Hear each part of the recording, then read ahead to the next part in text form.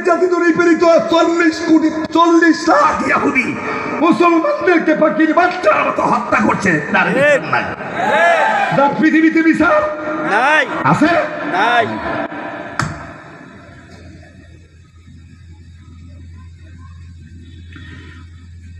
ওই ঝগড়ার মধ্যে ছিল একজন মুসলমান আর একজন ইহুদি। ঝগড়া হলো মুসলিম আর ইহুদির সাথে ঝগড়া। রাসূল হলো মুসলিম রাষ্ট্রের রাষ্ট্রপতি, সুবহানাল্লাহ। বিচার এখন ঝগড়াটা কি নিয়ে হলো শুনবেন। ঝগড়া হলো মুসলমানের ক্ষেত বুঝলেন তো, চাষাবাদের জমি। ওই জমিতে যে ফসল আছে, ফসলে পানি দরকার। ফসলে কি দরকার? পানি দরকার। মুসলমানের জমিনের পাশে যে জমিটা ছিল, এই জমিটা ছিল ইহুদির জমি। কার জমি? ইহুদির জমি। তার জমিনে যে ফসল আছে, ওই ফসলে পানির দরকার না, হাতের ফসলে পানির প্রয়োজন নেই। আর মুসলমানের পানি দরকার। এই জন্য আমি বুঝাতে গিয়ে কথাটা এইভাবে বলি, মুসলমানের জমিতে ছিল তরমুজ।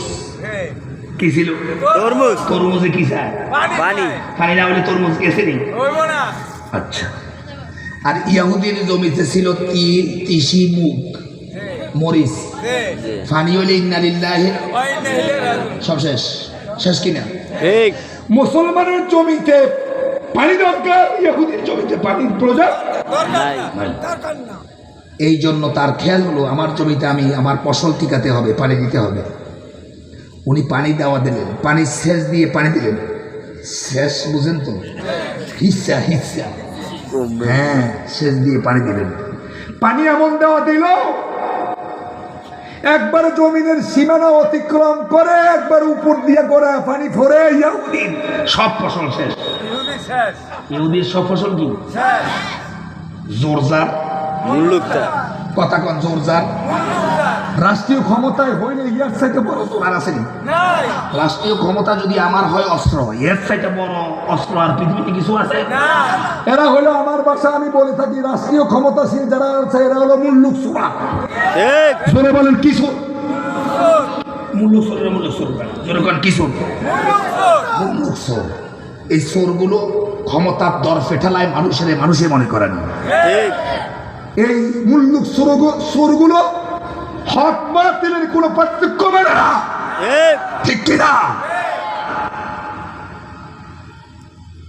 মুসলিম যিনি, মুসলমান যিনি, তিনি হলেন মদিনার রাষ্ট্রের রাষ্ট্রপতি মুহাম্মদুর রাসূলুল্লাহর উম্মত। হেতের তো ঠেলা বেশি, হেতের কি বেশি? ঠেলা বেশি। আর ওরা রাষ্ট্রীয় ক্ষমতা ওদের হাতে নাই। রাষ্ট্রীয় ক্ষমতা এই তিন মিসকিন হলো ইহুদিরা। কারা? এই জন্য পানি এমন দেওয়া দিছে, ক্ষমতার ঠেলায় ওর জমির ফসল শেষ করে দিছে।